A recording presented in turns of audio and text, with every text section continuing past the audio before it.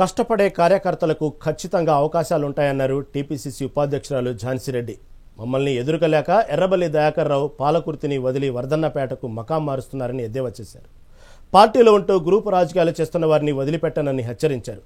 రాబోయే స్థానిక సంస్థల ఎన్నికల్లో మెజార్టీ స్థానాలు కవసం చేసుకుంటామంటున్న టీపీసీసీ ఉపాధ్యక్షురాలు ఝాన్సీరెడ్డితో మా వరంగల్ ప్రతినిధి రాము ఫేస్ టు ఫేస్. మరికొన్ని రోజుల్లో స్థానిక సంస్థల ఎన్నికలకు నగారా మోగనుంది. ఈ నేపథ్యంలోనే ఇప్పటికే ప్రధాన పార్టీలన్నీ అభ్యర్థుల వేటలో మునిగి తేలుతున్న పరిస్థితి, ఎప్పటికప్పుడు గెలుపు వ్యూహాలు కూడా రచిస్తున్న పరిస్థితి. ప్రస్తుతం మనతో పాటు మనం పాలకుర్తి నియోజకవర్గంలో ఉన్న మనతో పాటు టీపీసీసీ ఉపాధ్యక్షురాలు ఝాన్సీరెడ్డి గారు ఉన్నారు. వారితో కూడా మాట్లాడి ప్రయత్నించేద్దాం. మేడం నమస్తే. మేడం, అతి త్వరలో ఏ క్షణమైనా కూడా స్థానిక సంస్థల ఎన్నికలకు నగారా మోగనుంది, నోటిఫికేషన్ కూడా రానుంది. మేడం, పాలకుర్తి నియోజకవర్గంలో గతంలో మీరు ఎర్రబెల్లి దయాకర్ రావును ఎదిరించి యశస్వి రెడ్డి గారిని గెలిపించుకున్న పరిస్థితి. ప్రస్తుతం ఈ స్థానిక సంస్థల ఎన్నికల్లో గెలుపు కోసం మీ దగ్గర ఉన్న వ్యూహం ఏంటి? మేము ఎప్పుడైనా రెడీ అండి. ఆల్రెడీ ఎలక్షన్స్కి మేము అందరం ప్రిపేర్ అయ్యాం. మా నాయకులు కానీ, మా క్యాడర్ కానీ, మా ఓటర్స్ కానీ ఆల్రెడీ ప్రిపేర్ అయి ఉన్నారు. సో ఇది అంటే గత 2 నెలల నుంచి కూడా మేము పల్లెబాట అనేది చేస్తున్నాం. సో ప్రతి ఒక్క గ్రామానికి పోతున్నాం. మళ్ళీ అదేవిధంగా రివ్యూ మీటింగ్స్ కూడా పెట్టుకోవడం జరిగింది.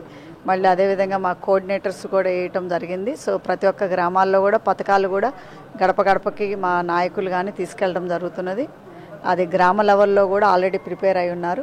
సో ఎనీ టైం కూడా వీఆర్ రెడీ. అండ్ ఆల్సో పాలకుర్తికి కూడా మాకు ఆల్మోస్ట్ 80% పైన మేము గెలిపించుకుంటాం అనే కాన్ఫిడెంట్ ఉన్నది.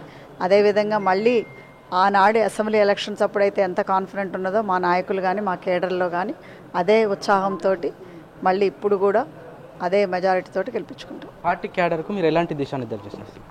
అంటే క్యాడర్కి ఏమీ లేదండి, వాళ్ళకి ఆల్రెడీ తెలుసు ఎనీ టైం. అంటే ఇప్పుడు ఇది ఆల్రెడీ లాస్ట్ 2-3 మంత్స్ నుంచి కూడా అనుకుంటుందే కదా.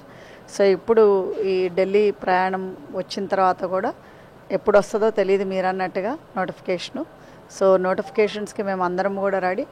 మా నాయకులకు కూడా నేను చెప్పేది ఏమీ లేదు, ఎవరు నిలబడ్డా కానీ తప్పకుండా గెలుస్తాం. ఎందుకంటే మన అధికార పార్టీలో ఉన్నప్పుడు తప్పకుండా గెలుపు మనది. ఎందుకంటే అధికార పార్టీలో లేకపోయినా కానీ ఇక్కడ మాకు ఓట్ బ్యాంకింగ్ అనేది కాంగ్రెస్ పార్టీకి ఉన్నది.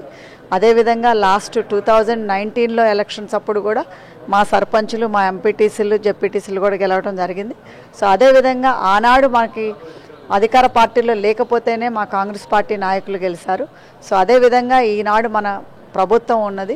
సో మేము మన ఎమ్మెల్యే గారిని ఆల్మోస్ట్ 49,000 మెజార్టీతో కూడా గెలిపించుకోవడం జరిగింది. ఆ స్ఫూర్తి, ఆ స్పందన అనేది జనాల్లో ఉన్నది. సో తప్పకుండా నేను ఎవరైనా నిలబడే వాళ్ళకి చెప్పేది ఒకటే, ఎప్పుడు కూడా మనము టఫ్గా ఉన్నా కానీ టఫ్లో ఫైట్ చేసిందే మనకి ఇంకా ఛాలెంజింగ్. ఎందుకంటే మేము అట్లే అని తీసుకొని మేమిద్దరము అత్తాకోడలు దిగటం జరిగింది రాజకీయాల్లోకి.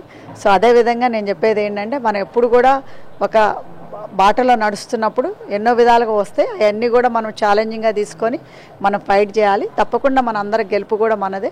సో మీరు ఎవరు నిలబడ్డా కూడా తప్పకుండా గెలిపించుకునే మా రెస్పాన్సిబిలిటీ కూడా మాది, మా నాయకులది. మాజీ మంత్రి దయాకర్ రావు ఇప్పటికే బీఆర్ఎస్ తరఫున సన్నాహక సమావేశాలు ఏర్పాటు చేసి పార్టీ క్యాడర్ని నేను ఖచ్చితంగా గెలిపించుకుంటా, ఒకవేళ మెజార్టీ స్థానాలు రాకుంటే నేను రాజకీయ సన్యాసం తీసుకుంటాను ఒక మాట చెప్పాను. సేమ్ టైంలో వర్ధన్నపేట నియోజకవర్గంలో కూడా గ్రౌండ్ వర్క్ చేసుకుంటాను. అంటే ఏ విధంగా చూడాలంటే మిమ్మల్ని ఎదుర్కోలేక మళ్ళీ వర్ధన్నపేట సైడ్ చూస్తున్నారా, లేకపోతే ఆయన చెప్పిన మాట ఏ విధంగా నమ్మాలి? అంటే ఒకటండి, ఆయన రాజకీయ జీవితానికి ఒక రిటైర్మెంట్ అనేది మా పాలకుర్తి ప్రజలే ఇచ్చారు, అది పెద్ద ఎత్తునే ఇచ్చారు. సో అది కూడా ఆయన అంగీకరించలేక ఇప్పుడు తిరగటం జరుగుతున్నది. ఎందుకంటే లోకల్ బాడీల ఎలక్షన్లో ఆయన కాస్తో కూస్తో ఆశ ఉన్నది. ఆ ఆశ కూడా రేపు తుంచేసేస్తారు మా పాలకుర్తి నియోజక ప్రజలే. సో అదనేది ఆయన చూడదలుచుకున్నాడు, చూపిస్తారు. తప్పకుండా కూడా మమ్మల్ని ఎదుర్కొనే పరిస్థితి లేదు. ఆయన దమ్ముండి ధైర్యం ఉంటే మమ్మల్ని రాజకీయంగా ఎత్తుకోవాలి. రాజకీయంగా అనేది ఎదుర్కోలేక ఆయన పర్సనల్గా అటాక్ చేపించటము, వాళ్ళని పెట్టి మళ్ళీ మా పార్టీలో ఉండోళ్ళని కోవట్లుగా తయారు చేయటము అవన్నీ చేస్తున్నాడు. సో ఛాలెంజ్కి మేము తప్పకుండా తీసుకుంటాము. సో అదేవిధంగా మీకు అందరికీ తెలుసు, వర్ధన్నపేటలో ఆల్రెడీ క్యాంప్ ఆఫీస్ ఓపెన్ చేయడం కూడా జరిగింది.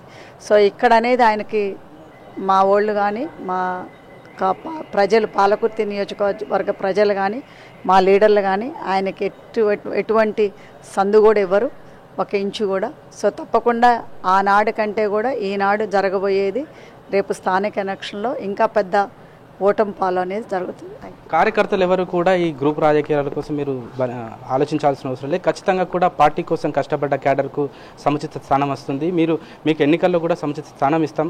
ఖచ్చితంగా కూడా ఈ గ్రూప్ రాజకీయాల దాంట్లో ఎవరు కూడా పడద్దు. ఎర్రబెల్లి దయాకర్ రావును మేము ఓడించినప్పటి నుంచి కూడా ఇక్కడికక్కడ ముఖం చెల్లకనే ఇప్పుడు వర్ధనపేట నియోజకవర్గం వైపు చూస్తున్నాడు. అక్కడ క్యాంప్ ఆఫీస్ కూడా ఏర్పాటు చేసుకుని అక్కడ తన రాజకీయ భవిష్యత్తును కూడా ఏర్పాటు చేసుకునే ప్రయత్నంలో ఉన్నారు.